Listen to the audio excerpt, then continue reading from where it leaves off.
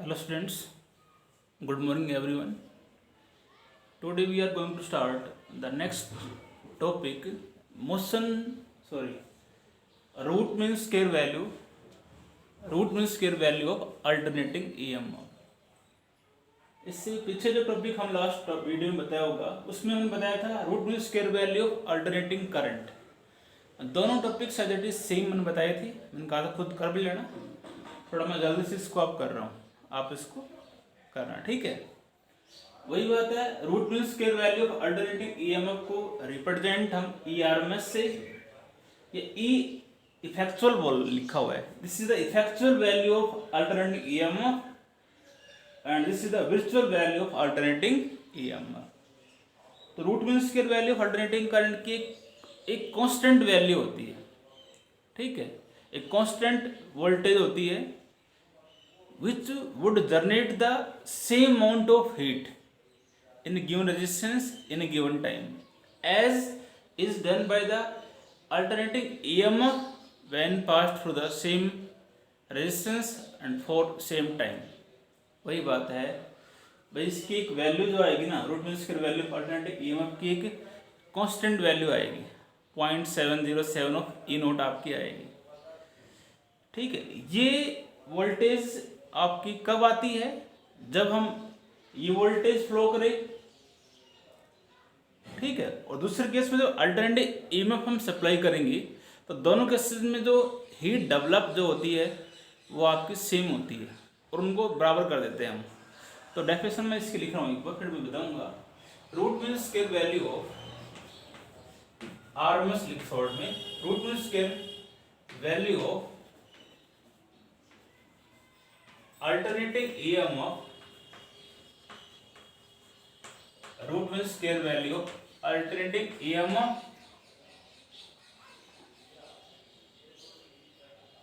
is defined as the steady voltage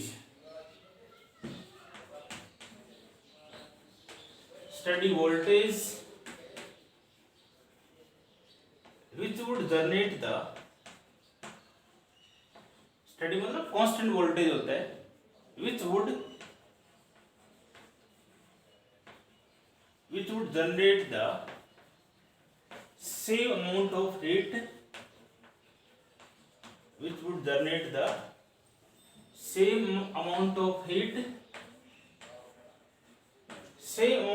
produced होगी आपकी, ठीक है। कब? Same amount of heat in given, किसके अंदर, in given resistance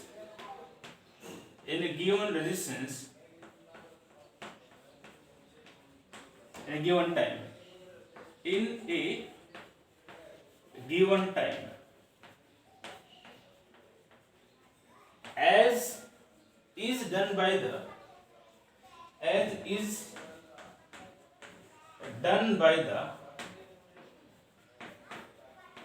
alternating EMF.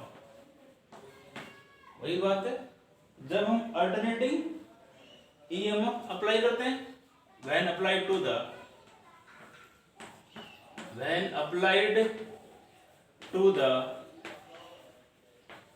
same resistance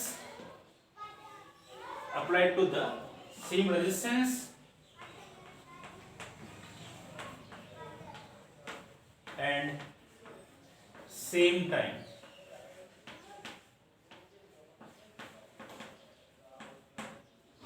ठीक है। क्या लिखा है मैंने, root mean square value alternating EMF is defined as the steady voltage, एक कांस्टेंट वोल्टेज होती है which would generate the same amount of heat, इससे जो हीट जनरेट होगी वो आपकी सेम होगी, कोई भी रेजिस्टेंस आपको दे रखा है, कब, as is done by the alternating EMF when applied to the same resistance। तो alternating EMF अप्लाई करते हैं और RMS से value of alternating EMF apply करते हैं, तो दोनों केसेस में जो हीट जो है वो क्या होगी आपकी सेम जनरेट होगी। तो वहां पर है जो RMS की कांस्टेंट वैल्यू जो आएगी उसी को हम क्या बोलते हैं, root mean square value of the alternating EMF, ठीक है। इसका एक्सप्रेशन हम डिराइव कर रहे हैं, एक्सप्रेशन।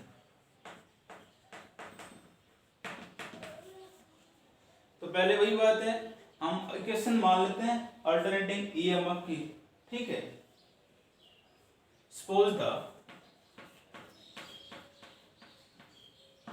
द अल्टरनेटिंग, ए को लिख दिया फॉर्मूले में शॉर्ट में करके, suppose the alternating EMF is represented, E बराबर है E nought sine omega T, ठीक है। Equation for alternating EMF at time T पे है आपकी है। अब यदि ये ईएमएफ हम कोई रेजिस्टेंस है आर, कोई कंडक्टर का इसके अक्रॉस यदि हम फ्लो करते हैं, तो स्मॉल टाइम के लिए हम फ्लो कर रहे हैं, ये ईएमएफ जो है एक स्मॉल टाइम dt के लिए हम फ्लो कर रहे हैं, वो रेजिस्टेंस है आर, तो वहां पर हीट क्या होगी, स्मॉल हीट आपकी जनरेट होगी।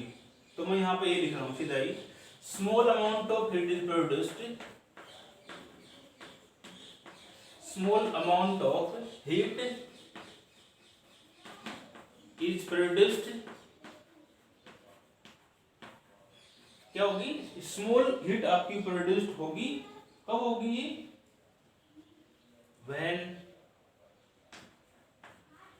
when this alternating EMF is applied for a small time,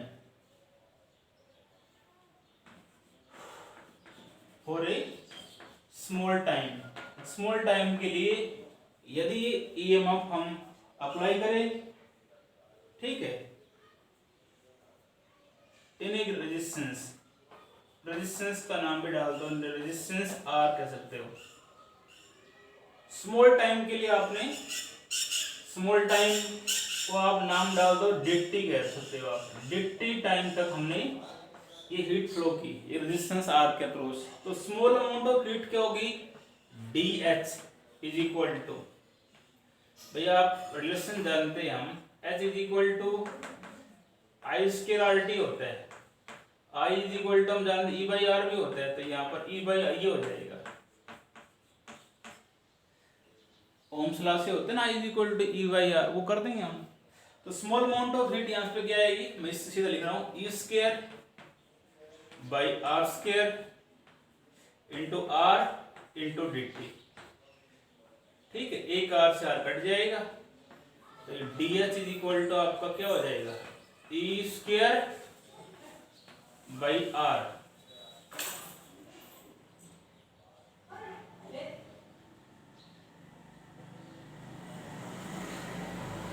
into क्या आएगा, ये dt आ जाएगा, इक्वेशन सेकंड आ गई, ठीक है। ये तो हमने कहा है स्मॉल टाइम के लिए हम फ्लो कर रहे हैं, रेजिस्टेंस आर के क्रॉस स्मॉल हीट जनरेट हुई, टोटल हीट कितनी प्रोड्यूस होगी, और एक कंप्लीट साइकिल 0 से t तक, हम कंप्लीट साइकिल के दौरान यदि ये ईएमएफ हम अप्लाई करते हैं तो टोटल हीट कितनी प्रोड्यूस्ड होगी, total amount of heat is produced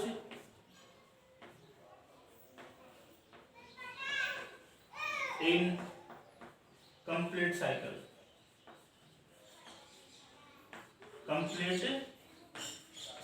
इसमें 0 से t तक हम इसका क्या करेंगे, कंप्लीट साइकिल करो, टाइम पीरियड उसका क्या होगा, 0 से t तक होगा।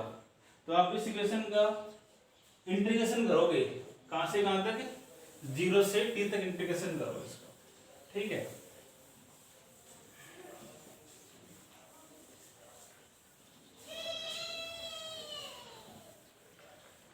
ठीक है, तो इसका इंटीग्रेशन करोगे तो क्या आएगा, integration of dx is equal to integration of e square by r dt, limit 0 से t इधर आ जाएगा, 1 dx का इंटीग्रेशन h हो जाएगा, और ई की वैल्यू पुट करनी पड़ेगी आपकी, पर लिख देता हूँ। तो 0 से t, ई की वैल्यू क्या है, E nought sine omega T, तो E square sine square omega T हो जाएगा ये, और बाई आर भी है, और साथ यहाँ पे क्या है, डी टी भी है।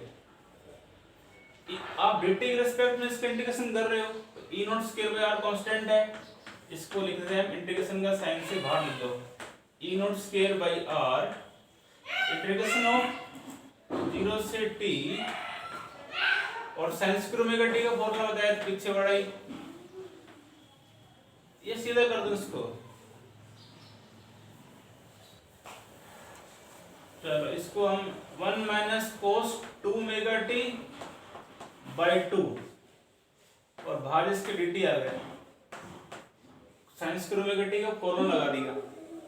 अब इस t 2 को इधर लिख दो बाहर इससे, E nought square by twice of R, और इसको मैं ऐसे लिखूंगा 0 से t, पिछले वाले टॉपिक में बताया था मैंने, 1 dt इंटीग्रेशन ऑफ 0 से t cos 2 omega t into dt, ठीक है। h is equal to E nought square by twice of R into 1 dt की इंटीग्रेशन सीधा आपका t आएगा, सोल्व कर दिया मैंने सीधा इसको, upper limit minus lower limit से, और इसका हो जाएगा 0, ठीक है, पीछे करवाया था, ध्यान रखोगे आप। Then h is equal to, इसको इससे मल्टीप्लाई कर दो, E nought square t by 2 of R, equation आपकी आ गई थर्ड लेवल, इसके इक्वेशन क्या आ गई आपकी थर्ड। तो ये हीट आपकी कब जनरेट हुई है, जब हमने क्या किया है, अल्टरनेटिव ईएमएफ अप्लाई किया है। ये हीट आपकी प्रोड्यूस कब हुई है, जब हमने क्या फ्लो किया है, जब हमने अल्टरनेटिव ईएमएफ अप्लाई किया है, ठीक है। तो यदि हम ये कह रहे हैं इसके अंदर, if ERMS be the, if ERMS be the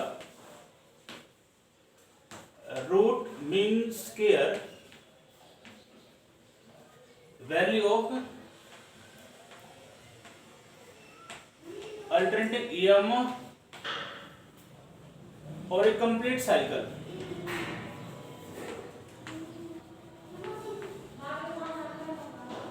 और a complete cycle, then heat क्या होगी, I स्क्वायर, तो ये हो जाएगा E square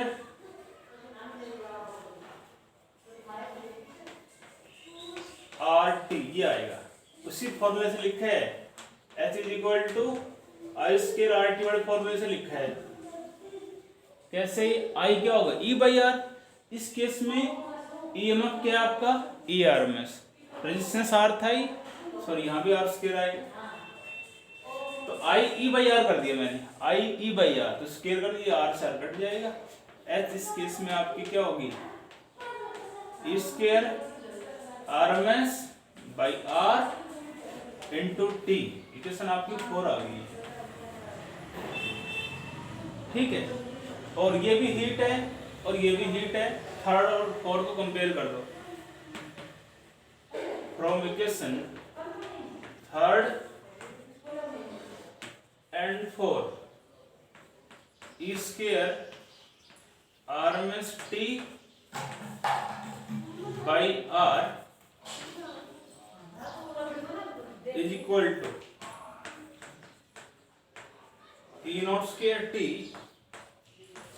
by twice of R, R से R और T से T, ये रिलेशन आपका आ गया। ERMS जो आएगा वो क्या आ गया, E नोट बाई √2, और इसको आप डिवाइड करोगे, पिछले वाले बताया था 0.707 आ जाएगा, और E नोट यहाँ पे है, ये आपका आ गया। Hence root mean square value of alternating EMF और complete cycle is equal to 0.707 times the maximum value of the alternating EMF, ठीक है। कंप्लीट साइकिल के दौरान आपका ये उस केस के अंदर क्या रहेगा आपका, ये आपका root mean square value alternating EMF आपका ये रहेगा। ठीक है, नेक्स्ट टॉपिक की हम बात करते हैं। ये सेम उसी की तरह था, आप इसको करोगे, मैंने करवा लिया, दोबारा करवाया है। सेम करंट वाला वैसे था और ये ईएमएफ का था, root mean square value alternating EMF.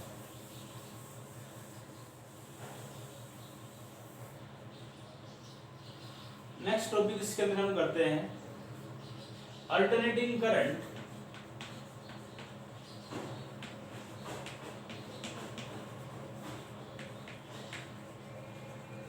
Through register.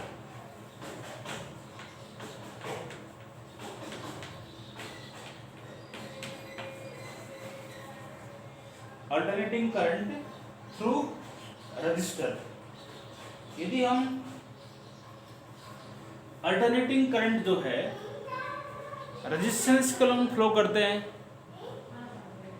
तो वहाँ पे करंट कितना डेवलप होता है, उसका बिहेवियर कैसा होगा, उसका एक फेजर डायग्राम हम ड्रा करेंगे, वो क्या होगा वो इसके अंदर हम बताएंगे। ठीक है, तो इसके लिए हमने क्या किया, पहले हमने मान लिया एक प्योर ओमिक रजिस्टर, हमने ये लिया सपोज दैट, ये डायग्राम इधर बना रहा हूं मैं,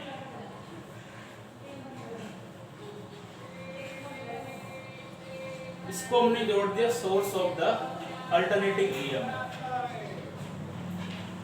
करंट इसमें मान लो आई फ्लो कर रहा है, रेजिस्टेंस इसका आर है।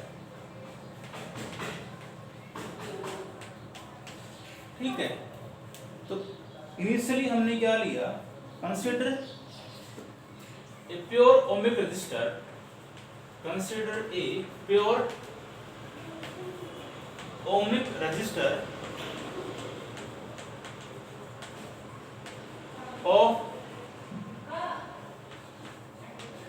of resistance R connected to the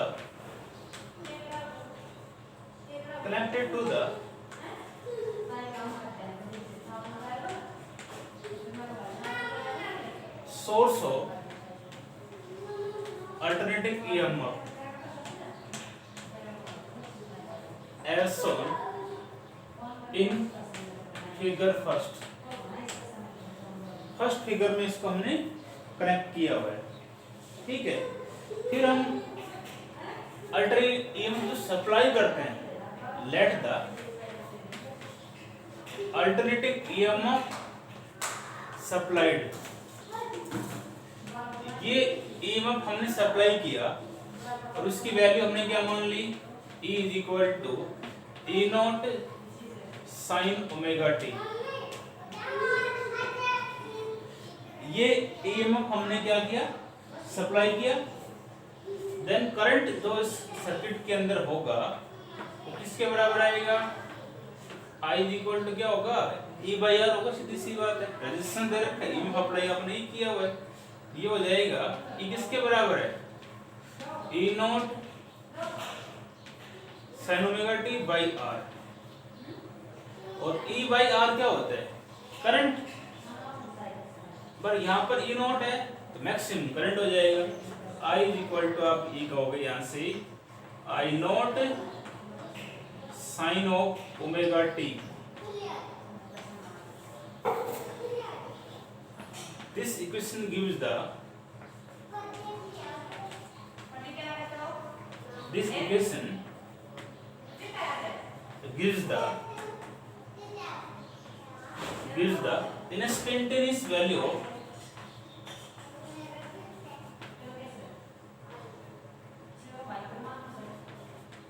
instantaneous value of current।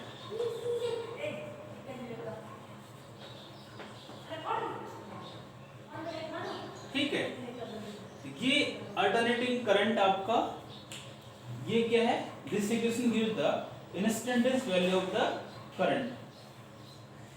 अब आप इसमें साफ देख रहे हो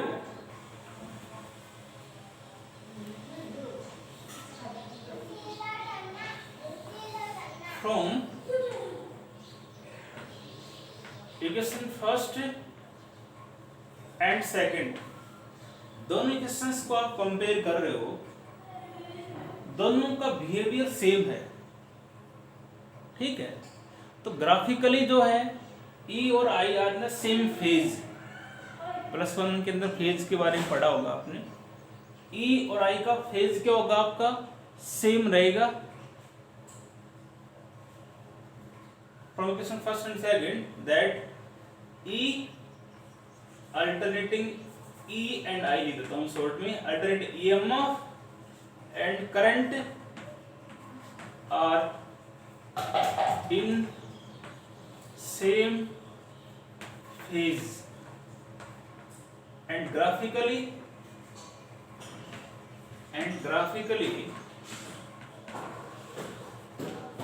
represented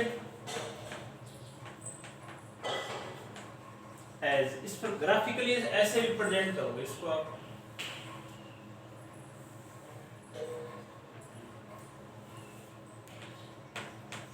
भाई आप पीछे बताया होगा आपने, कॉमन बताया था, ईएमएफ और करंट आपके टाइम के साथ कैसे वेरी करते हैं। टाइम के साथ हम इसको दिखाएंगे और यहाँ पे एंगल दिखा रखा है हमने, इसलिए एंगल के साथ इसको हम वेरी करेंगे। तो इधर आप एंगल दिखा दो ओमेगा टी, क्योंकि यहाँ पर एंगल जो है वो आपका क्या है, ओमेगा टी है। ये ओरिजिन है ही आपका, ये तो आप ईएमएफ अप्लाई किया हुआ है आपका, ई अप्लाई किया था, ई है। और जो करंट जो डेवलप हुआ वो भी सेम फेज है, इसको ऐसे दिखाओ यार, ये करंट हो जाएगा, ये ई होगा आपका, ये करंट होगा आपका। एंगल की बात करते हो तो एंगल आप इसमें दिखाओगे, इसको आप बाकी सभी में ऐसे ही करोगे, इधर ऐसे दिखाओगे, ये यहाँ पे इसके ये π/2, यहाँ 2π/2,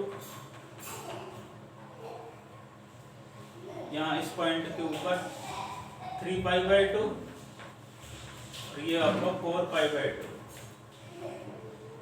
दोनों का फेज जो है आपका क्या रहेगा, सेम रहेगा। और इनका फेजर डायग्राम क्या होगा, भी वही बात है, एंगल सेम है। फेजर का मतलब क्या होता है, phasor is a rotating vector that represent a quantity very with time. एक रोटेटिंग वेक्टर होता है और वो क्वांटिटी टाइम के साथ क्या करती है, आपकी वेरी करती है, तो उसको बोलते हैं फेजर। मैं लास्ट में लिख दूंगा इसकी डेफिनेशन क्या होती है। अब इसका फेजर डायग्राम हम ड्रा करेंगे ग्राफिकली, तो आपका ये डायग्राम सेकंड हो गया, और यहां मैं लिख रहा हूं the phasor diagram, the phasor diagram of E and I R as shown figure third figure में डायग्राम ड्रा कर रहा हूँ। ये वाला एक्सिस दिखा देना, ये वाई एक्सिस, और ये ऐसे दिखाओगे, इधर आप ई और आई दिखाओगे, ई और आई दोनों का एंगल आपका सेम है, ओमेगा टी है, तो ये ओमेगा टी आपका एंगल आ जाएगा, ठीक है। ये आपका ई और आई का फेज सेम है, इसका फेजर डायग्राम आपका ये होगा फिगर थर्ड। फेजर क्या होता है वो मैं लिख देता हूँ, पता होना चाहिए आपको। फेजर क्या होता है मैं यहाँ लिख देता हूँ इसको, फेजर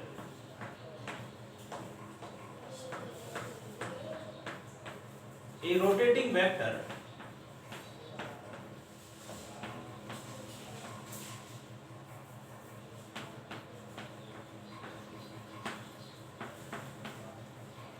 कोई भी वेक्टर जो है वो क्या कर रहा हो, आपका रोटेट करो, दैट रिप्रेजेंट ए क्वांटिटी